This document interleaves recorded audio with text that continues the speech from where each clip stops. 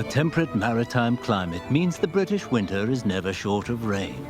But when the sun comes out, London appears in all its magnificence once again. The city today has a population of close to 9 million. They come from around the world and speak more than 300 languages, sharing the inclusiveness of this cosmopolitan metropolis. 82-year-old Professor Martin Albrow is a sociologist. In more than half a century, he has been focusing on international issues like globalization. I work on issues connected with the future of human society, globalization, and I like to think that I can contribute to making the world a better place. In his academic field, Professor Albrow is known as the pioneer of the globalization theory. In the 1990s, he wrote The Global Age, State and Society Beyond Modernity, establishing his leading position in globalization studies. He served as president of the British Sociological Association and was founding editor of International Sociology, a prestigious international journal. Although retired, Martin has never given up his interest in global issues. In the panic that followed Lehman's bankruptcy, the worst of the financial crisis was just getting started. Of the recession that followed, housing prices started to fall. Bubble kept growing bigger and bigger. It's been more than 20 years since globalization theory was introduced to the world, which has since seen many massive changes. Martin feels these give a new perspective to his research.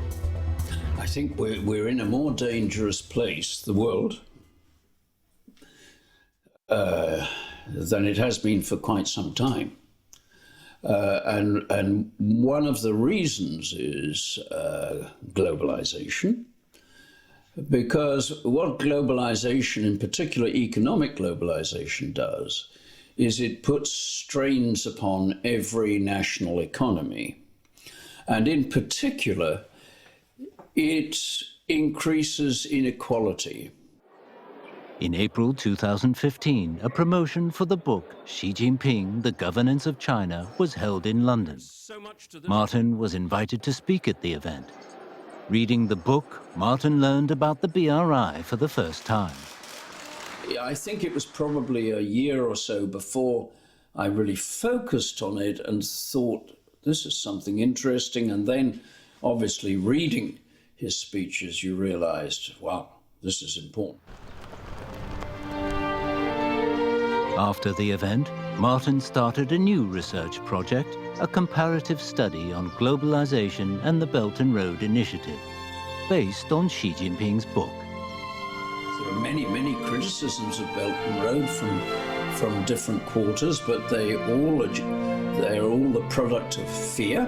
They're all the product of the sense that the world order is changing, that the West has lost its domination.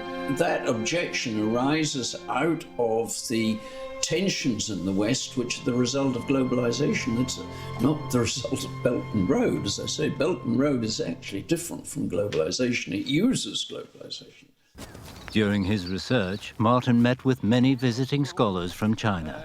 He would often invite them to visit Crystal Palace Park in South London. This is one of the most iconic places in the history of globalization, because in 1851, the Great Exhibition was held in Hyde Park in the middle of London. But the spirit of Crystal Palace was a spirit of globalization. It was like a continuation of the Silk Road. And now we have Belt and Road, and the spirit of the Silk Road is in Belt and Road. So this is the continuation of a global history. Professor Albrow began his new project in 2016. At the age of 79, he started learning Chinese and reading a great many books.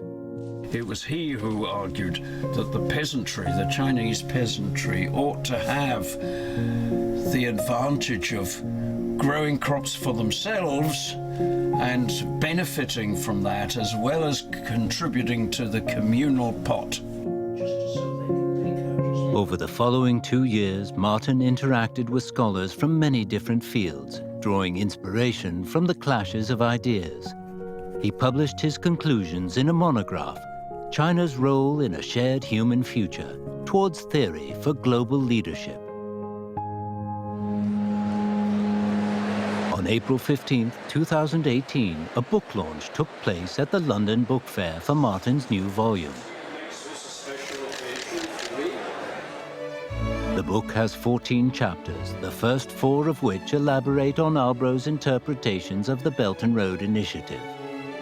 In his book, Martin argues that the Belt and Road Initiative is more a philosophy of history than a program of action. He also writes, the Belt and Road Initiative is showing the world a preeminently practical way forward with the greatest chance of significant progress in achieving them at the present time. I do think that one of the most important ways of approaching contemporary global problems is to treat them in terms of projects and goals. And this is what One Belt, One Road does. There is, though, a lesson, I think, for beyond One Belt, One Road for global governance. And global governance, to my mind, should be concerned with the major global issues which confront humankind. After the book was published, Professor Albrow continued with his sociological studies.